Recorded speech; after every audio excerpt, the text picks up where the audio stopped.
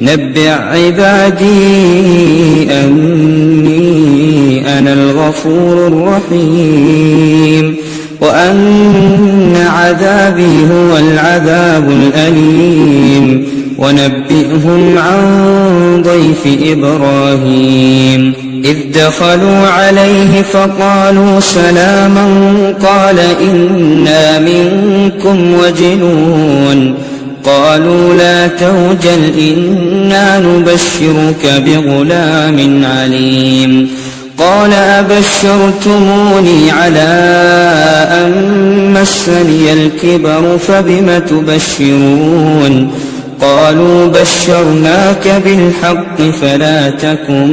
من القانطين قال ومن يقنط من رحمة ربه